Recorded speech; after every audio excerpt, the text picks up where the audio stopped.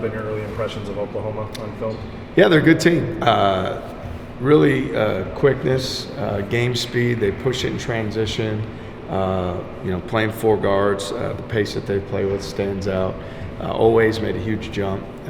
Personnel-wise, shooting it well, but it's more his ability to get the ball to the basket. McCullum, their transfer guard, does a great job. He's really aggressive. So I'd say overall they're a team that their quickness, their speed, their athleticism has impacted their offense playing in transition, has impacted their defense guarding the basketball, and that's why they played as well as they have.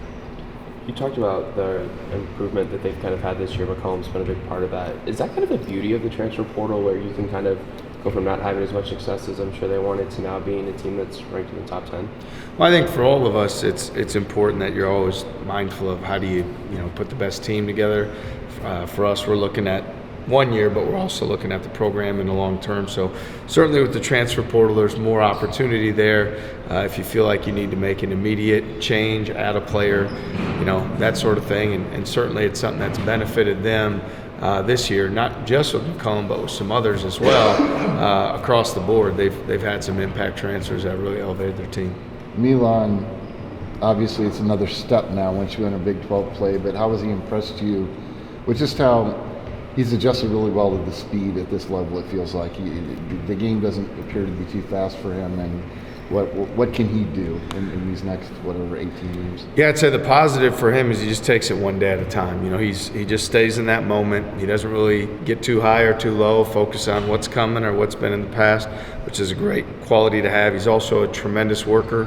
Not a guy in our team that spends more time in the gym than he does, so I think the game slows down for him based on the work that he's done. And then lastly, I know our guys, the confidence they have in him and looking for him and finding those opportunities. And what we're seeing specifically with Milan is like when he's more aggressive, moving without the basketball, cutting and finding spots at the elbow, the mid post, those sort of things, that's when he plays his best. So we're going to continue to challenge him because I think defensively he's very much improved. On the glass he's improved, but we think there's even a step for him to take based on how good he's played and where we think he can continue to climb.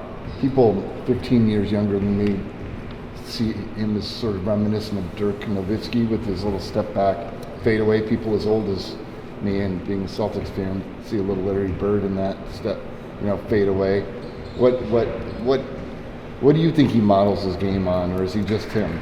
Well, my first impression, Rob, is that makes you pretty old. Yes, it does. I'd say more than anything. And I'd say, for him, I think the beauty of his game is I don't know that he's necessarily, looking at anybody else and saying, hey, because for me, like you look at even when George Yang is a freshman, their games are different, but there's a confidence. There's certain things that they do unique that you don't see guys do every day. And certainly some of those guys you mentioned, you're a lot older than me, but yeah, sure. And remembering those guys, you just think about some of those, the natural fadeaway, getting to a spot and creating space and separating. Like you said, whether it's Bird, Nowitzki, kids now, I think Kevin Durant does a great job. There's others, but I just say like what's really great about Milan is he's uniquely him, and he has these shots and these plays that he makes that he's developed and worked on over time, and it's great to see it show up for him on game nights and pay off. You talked about wanting him to be, more assertive or aggressive, and then you mentioned George, which made me think, is the next spot for Milan in his game to be where he can have the ball in his hands and things can run through him in terms of creating his shot, but maybe for others just as importantly? Yeah, well, I think more than anything, the more opportunities we can find for him to be aggressive, the better for our team, for our offense. And so I think like in transition, he can be a guy that pushes the break. He can also be a guy that gets ahead of the play and attacks a closeout. To your point, I think in the half court, as we move on, there's going to be teams that put more attention on him, right? Or focus more, on trying to stop him or trying to limit catches or certain shots. And now that's where being more of a facilitator and a ball mover, I'd say at this point, like we want him ultra aggressive. There's nothing offensively that we don't have confidence in him doing. So it's more about him, preparing before the ball comes his way, whether it's the cut, the post, the movement on penetration, shaking behind a play or moving away, just doing all those things early. And now, if the defense starts to deny it or bring a second guy or make the catch harder, I think he can turn more into that facilitating playmaker that you're talking about. Hassan hold up all right after his first? He has. Yeah, I think his foot's sore, which is to be expected being back. He's had those days, but overall seems to be progressing well. I didn't necessarily anticipate him to play as many minutes as he did the other night. Just kind of how the game worked out, and felt like he did a great job and was impactful in the time that he was out there. So we'll continue to be intentional with how we bring him along and be mindful. But everything right now has been really positive in what we've seen and how he's progressed. From a results standpoint, you guys haven't played very many close games since Feast Week. How do you go about preparing your team when the Big 12 produces so many of those? Well, more than anything, it's playing it one possession at a time, and hopefully when you do that enough, certainly know there's going to be closer games, but I think it's just keeping that focus on that next possession. If anything that I've learned being in this league, you can't get too high or too low. Everybody's going to take a loss. Everybody's going to lose multiple games in a row. Adversity sets in a possession, in a sequence, in a game. I think if anything with the Big 12, it's just take it one possession at a time, go win that next possession, and stay in that focus. And again, we're not a team that projects how things will go as much as just win that next play.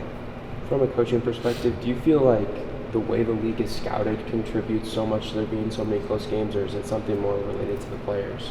Yeah, I think it's a combination. You have really good coaches who their teams are very well prepared. You've got programs that have a lot of pride that have had historical success. You have talented players that have versatility. I think if anything has separated our league, it's probably that defensive versatility, guys that can guard multiple positions and doing that sort of thing. And so I think that comes more into play. And so you get into league play and you've got great coaches who have scouted it well, you've got athleticism, and then you've got great players. It all kind of goes together to make the league as competitive as it's been. Does losing the round robin change that even a little bit on the margins in terms of familiarity and scouting? It probably does, because when you're only looking at 9 other opponents and you're going to play everybody at least twice, and then with the conference tournament, I think there's a greater degree of familiarity. I know from my vantage point, as there's more teams, you're just staying focused on what's in front of you. So there's a few of the teams that I hadn't seen as much and I don't know as much about right now, but certainly as things move forward, you will. The round robin was great from that vantage point if everybody did know each other well, and I do think now there's a new, like a newness. Like you probably don't have quite as great of a feel of everybody, and then certainly the teams that you only play one time, it's going to be different than teams you play twice.